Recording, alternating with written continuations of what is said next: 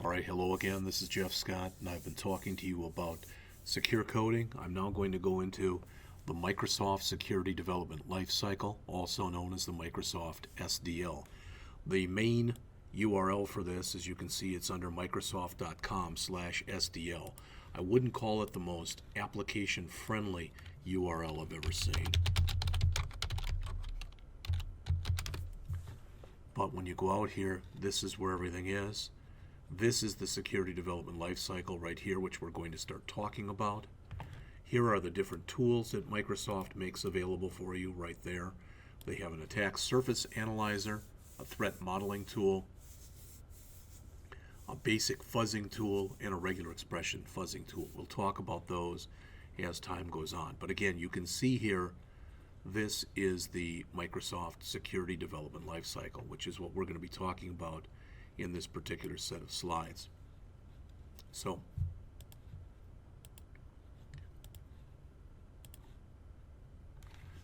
again, I don't want to read this.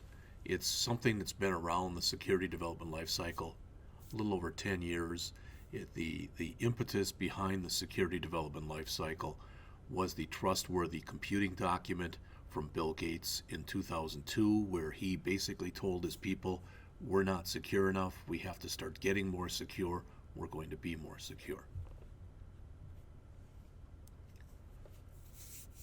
You want some more documentation, as it says, you can go out there. I'm not going to keep clicking hyperlinks, but I just want you to see it.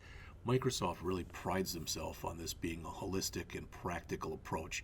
And the idea is they've written it in a way that, yes, it is specific for Microsoft, but the underlying concepts are generic in nature, so they can actually be used by other companies. Not only that, Microsoft encourages their customers to follow the SDL, and they've put this stuff out on their website, and for lack of better words, have made it open source so that other companies can use it as well and change it as they see accordingly for their company. Now, when this whole thing started, as mentioned right here, Microsoft defined this thing called SD3 plus C. We've talked about this a little bit in one of the earlier lectures. We're going to go back and revisit it right now. It's secure by design, secure by default, secure in deployment, and then a communications element that was added up on top of this. As it says, it helps determine where security and privacy efforts are needed. I already mentioned this to you, that this whole thing was in response to the TWC. Notice this is all hyperlinked in here, so if you do want to go in and take a look at it, if you have some interest in looking at it, you can. All right. Many software groups at Microsoft instigated security pushes. Security has become the norm at Microsoft. Okay. So breaking these down, taking them one at a time.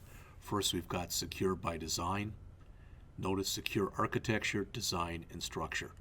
You bake security in from the get-go. You review designs for possible security issues.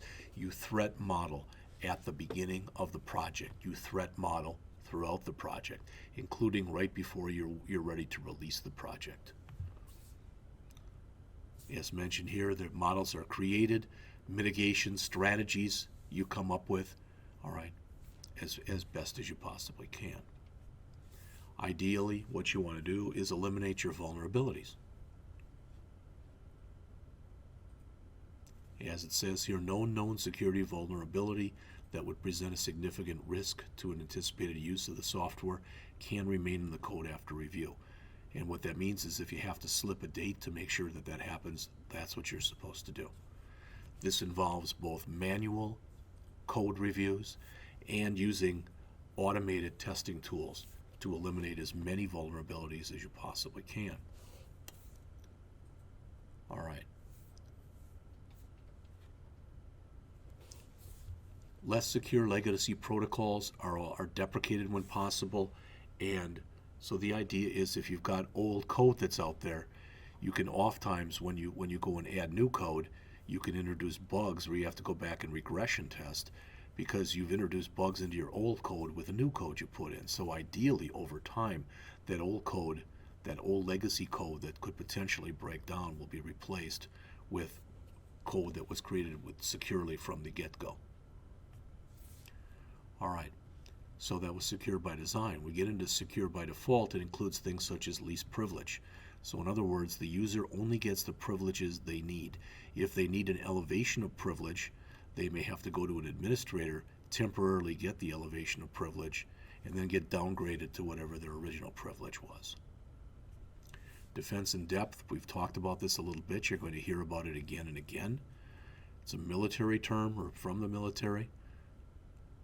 As it says here, components do not rely on a single threat mitigation that leaves users unexpected if it fails. So the idea is you want to make your attack surface, you want to make it as hard or as impregnable as you possibly can, so that people, you want to make it so hard for a potential attacker that they give up, for lack of better words. You want conservative default setting. It's the 20-80 rule. The 20% of the features that 80% of your users use, you want those features on by default. But the other 80% that might only be used by 20% of the users, all right, you leave those off by default. But you make sure that if you do that, that you, in both the user guides, the documentation, and with simple online messages, you let the user know how they can turn these things back on if they so desire. You want, as it says there, conservative default settings. Avoid risky default changes. All right? You can't control if you've given something to a customer and you recommend that they have this feature turned off by default and they decide to turn it on all the time for all users. That's not really something typically you, if you're working with an end user, you can control. But all you can do is try to tell them about it. In some cases, as it says, it's acceptable for a software program to increase security settings. For example, at a gaming program. Okay. I already mentioned this 80-20 type of rule, so I'm not even going to go over it again. Deployment guides outline how to deploy each feature of a program securely, including providing users with information that enables them to assess the security risk.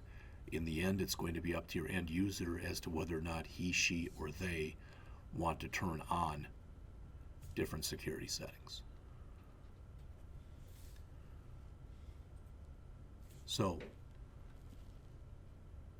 getting into secure by deployment, security analysis and management tools are used to enable administrators to determine, configure the optimal security level, but even that is a somewhat subjective term. Patch development tools are provided. Software patches should be provided on a regular basis and should be deployed on a regular basis. As far as the communication aspect of the SD3+C security response, as it says, development teams respond promptly to reports of security vulnerabilities. The only way this works is if there's buy-in from everyone. Typically, it's not that hard to get the buy-in from management because you're able to do something like a return on investment where you come back and you say, hey, by doing this, we're going to cut down the number of bugs, which is going to save us this amount of money. They'll typically jump on the bandwagon, and once management is in tow, then it's usually easier to get developers, testers, etc. to follow suit. Development teams proactively engage with users to answer questions. Again, we're all in this together type of mentality. So this is the security development life cycle right here. You can see there's training, requirements, design, implementation, verification, release, and response. We're going to go over a lot of the different terminology in a lot of these as we go on in here. And I'm going to start, in the next set of lectures, I'm going to start going through some stuff that Microsoft provides on it. So the basic concepts, you can see right here: secure design, threat modeling, secure coding, security testing, and privacy. Advanced concepts include security design and architecture, user interface design, security concerns in detail, security response processes, implementing custom threat mitigations. We're going to look at all these. So again, when you talk about these different phases, training, requirements, design, implementation, verification, release, and response. As we start going through here, we've got a requirements phase. As it says there, when you consider security and privacy at a foundational level, and do a cost analysis. You jump into design, where you build the plan, as it says, for how you will take your project through the rest of the STL process. Implementation, verification, release. You establish best practices to follow during the design phase. Implementation, as mentioned, is when the end user is foremost in your mind. They're the ones who are going to use the product, all right? So you're creating the documentation, the tools that they'll need. You'll try to answer any questions that they have, and you'll try to make sure that the handoff to them is as seamless as possible. It's where you establish development best practices. Then you go into verification. You try to ensure that your code meets the security and private tenets that you've established.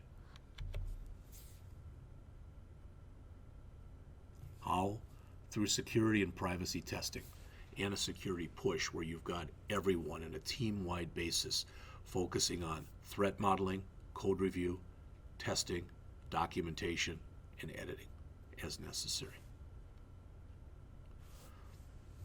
All right, release in phase 5, as it says, you're ready for your software to be given out to the public. All right, and you're ready for whatever happens, ideally, when this stuff is put in the user's hands. Notice that one of the core concepts here is response planning. You want to come up with a plan of action, not if, but when, basically, some kind of a vulnerability is discovered, because it just happens. Notice this carries over to post-release as well. So a final security review and a privacy review is required prior to any release. So I'm going to start going through this stuff, and I've got a series of presentations given by Microsoft that I'm going to be going over starting in the next set of lectures. And in week 1, as it says, this is the idea of what I'll be going through here at DD. Talk about secure coding awareness, going into basic concepts, advanced concepts, requirements design, implementation, verification, and release. When we go through the secure coding and secure design, this is some of the stuff that we'll talk about. Attack surface reduction, defense in depth, the principle of least privilege, secure defaults. Then we'll get into threat modeling, and these are all Microsoft things that they provided. You'll get an overview of threat modeling, how to design to a threat model, how to code to a threat model, and how to test to a threat model. We'll actually look at the process of going through a threat modeling exercise. For secure coding, we'll go over in some length and depth of breadth of coverage concepts such as buffer overflows, integer arithmetic errors, cross-site scripting, SQL injection, weak cryptography, and managed code issues. We'll talk about security testing versus functional testing, get into risk assessment, test methodologies, and test automation. A little bit on privacy, where we'll talk about the different types of privacy data, some privacy design best practices, risk analysis, privacy development best practices, privacy testing best practices. So, as it says on here, what I need from you. First, thanks for listening to this, and second, what would you like to see? Is there anything detailed that I can go over? Can you give me examples that you'd like us to talk about or go over as a class?